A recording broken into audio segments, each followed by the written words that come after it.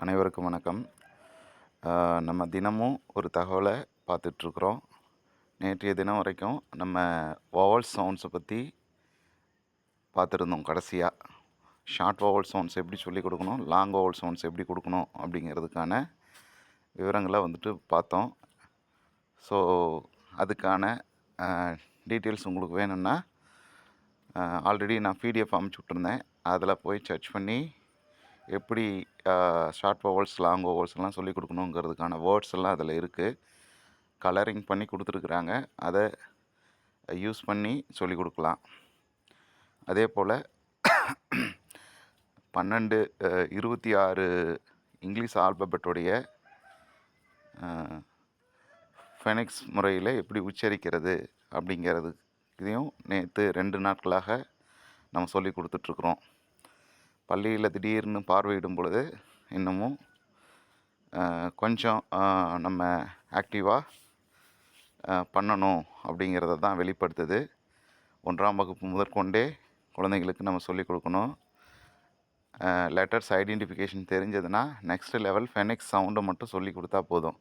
Letters ஐடென்டிஃபிகேஷனும் அவனுக்கு தேவை. Alphabet names கண்டிப்பாக சொல்ல தெரியணும். அதனால் அதை கொஞ்சம் கண்டிப்பாக ஃபாலோ பண்ணிக்கோங்க.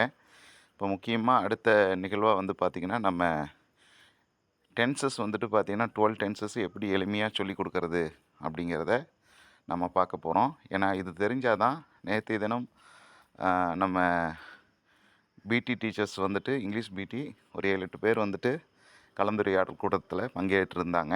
ஸோ அவங்க சொன்ன ஆலோசனையின்படி 12 டென்சஸ் குழந்தைங்களுக்கு தெரிஞ்சு இருந்ததுன்னா நம்ம ஸ்போக்கன் இங்கிலீஷில் முக்கியமான ஒரு நிகழ்வு காலங்களை குறித்து நம்ம பேச போக வேண்டியது இருக்கிறதுனால அந்த 12 டென்சஸ் மெமரி பண்ணுறது ரொம்ப முக்கியம் அப்படிங்கிறத தகவல் சொன்னாங்க. அதன் அடிப்படையில் நம்ம நினைவில் கொள்கிறதுக்கு 12 டென்சஸை நினைவில் கொள்கிறதுக்கு ரொம்ப சிம்பிள் மெத்தடு 6 வார்த்தை தெரிஞ்சால் போதும். இந்த 6 வார்த்தை தெரிஞ்சதுன்னா ஈஸியாக என்ன பண்ணிடலாம், நம்ம டென்சஸை நினைவில் வச்சுக்கலாம். ஓகேங்களா? ஸோ என்னென்னு பார்த்துருவோம். First simple, present, past, future, அடுத்தது கண்டினியூஸ், அப்புறம் பர்ஃபெக்ட் மட்டும் போதும். பர்ஃபெக்ட் கண்டினியூஸும் வருது. ஏன்னா கண்டினியூஸுங்கிற வார்த்தை மேலே 5ஆவதுலேயே இருக்குது. அப்போது simple, present, past, future, continuous and perfect continuous இது தெரிஞ்சாலே போதும். 12 டென்சஸை குழந்தைங்க சிம்பிளாக நினைவில் வச்சுக்க முடியும். Simple, present, past, future, continuous, perfect இந்த 6 வார்த்தைகள் தெரிஞ்சாலே போதும். ஸோ 12 டென்சஸில் பார்த்திங்கன்னா நம்மளுக்கு தெரியும் நல்லா. சிம்பிள் டென்சஸ், அடுத்தது continuous tenses, perfect tenses, perfect continuous tense, simple tense, continuous tense, perfect tense, perfect continuous tense இந்த கேட்டகரியில் இருக்குது நம்மளுக்கு. இது என்னென்ன அப்படிங்கிறத பார்த்தோம் அப்படின்னா, ஃபஸ்ட் எடுத்தாப்புல சிம்பிள் டென்சஸை பார்த்தோம் அப்படின்னம்னா, சிம்பிள் அதாவது ப்ரெசண்ட்டு, பாஸ்ட்டு, ஃப்யூச்சரு 3மே சிம்பிளில் நடக்குது. எப்படின்னு பார்த்தீங்கன்னா simple present tense, simple past tense, simple future tense. இவ்வளோ தான், இந்த கேட்டகரி முடிஞ்சிருச்சு. ஓகேங்களா? அதனால் எளிமையாக குழந்தைங்களுக்கு சொல்லிக் கொடுங்க. அடுத்தது கண்டினியூஸ் டென்சஸ். கண்டினியூஸ் டென்சஸ்னால் இந்த இடத்துல இதுக்கப்புறம் சிம்பிள்ங்கிறது வராது. Present past future, present past future, present past future அப்படிங்கிற வேர்ட்ஸ் மட்டும் குழந்தைங்க மைண்டில் நல்லா வச்சுக்கிட்டான்னா ரொம்ப ஈஸி. யூஸ் பண்ணுற அடுத்த வார்த்தை கண்டினியூஸ் மட்டும்தான் நம்ம யூஸ் பண்ண போகிறோம். ஏன்னா ஆல்ரெடி அவனுக்கு 3 வார்த்தை தெரிஞ்சிச்சு. இப்போ கண்டினியூ மட்டும் போடப்படும். Present continuous tense, past continuous tense, future continuous tense. இப்போ 6 டென்சஸ் நம்ம நினைவில் வச்சிட்டோம். 7வது டென்சஸ் பார்த்திங்கன்னா பர்ஃபெக்ட் டென்ஸு. சரிங்களா? இது வெர்பு ஃபார்ம் பார்த்திங்கன்னா 3 அப்படிங்கிற வெர்பு ஃபார்ம் தான் இந்த ப்ரெசன்ட் பர்ஃபெக்ட் டென்ஸுக்கு வரும் அப்படிங்கிறது எல்லாருக்கும் தெரியும். Present perfect tense, past perfect tense, future perfect tense அடுத்த 3 முடிஞ்சிருச்சு. அடுத்தது பர்ஃபெக்ட் கண்டினியூஸ் டென்ஸ். மேலே எப்படி கண்டினியூஸ் டென்ஸ் இருக்கோ அதே போல் தான் பர்ஃபெக்ட் கண்டினியூஸ் டென்ஸும். ஆனால் தமிழில் பொறுத்த வரைக்கும் நான் சென்று கொண்டிருக்கிறேன் அப்படிங்கிறது வரும். அதே மாதிரி தான் ஒரு சில விஷயங்கள் இருக்குது. அது தெளிவாக அப்புறம் எக்ஸ்பிளைன் பண்ணிக்கலாம். முதல்ல டென்சஸ் மட்டும் நினைவில் வச்சுக்கிட்டோம்னா எளிமையாக இருக்கும். ஒரு சின்ன வேரியேஷன் இருக்குது. சரிங்களா? அதனால் இப்போ எடுத்த உடனே பர்ஃபெக்ட் கண்டினியூஸ் டென்சஸ் எப்படி இருக்குன்னு பார்த்தீங்கன்னா, present perfect continuous tense, past perfect continuous tense, future perfect continuous tense.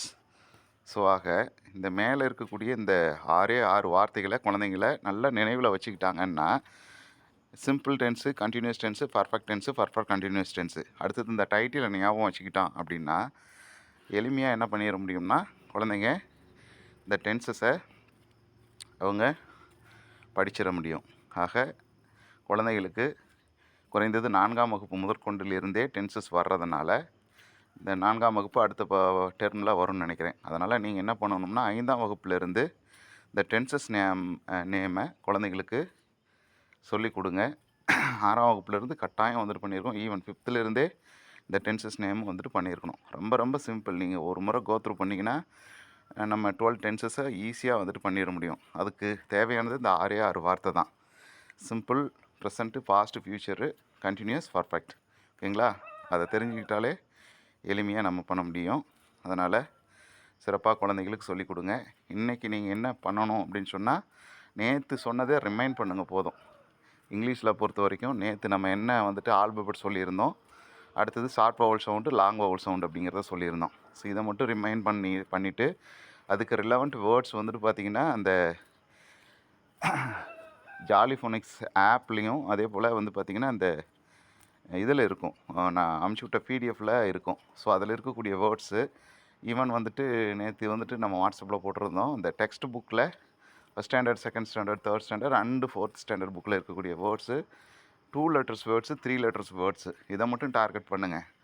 So அதுக்கப்புறம் காம்ப்ளிகேட்டடாக போய்க்கலாம். அதை தாண்டி வந்துட்டு ஒரு வார்த்தை கூட சொல்லிக் கொடுக்க வேண்டாம். நீங்கள் சொல்லிக் கொடுத்தாலும் அவனுக்கு வந்துட்டு நல்லா படிக்கிற பையன் புரிஞ்சுப்பான். ஃபெனிக்ஸ் முறையில் நம்ம ஸ்டார்டிங் ரேஞ்சில் நம்ம போகும்போது 2 லெட்டர் வார்த்தை, 3 லெட்டர் வார்த்தை அது போதும்.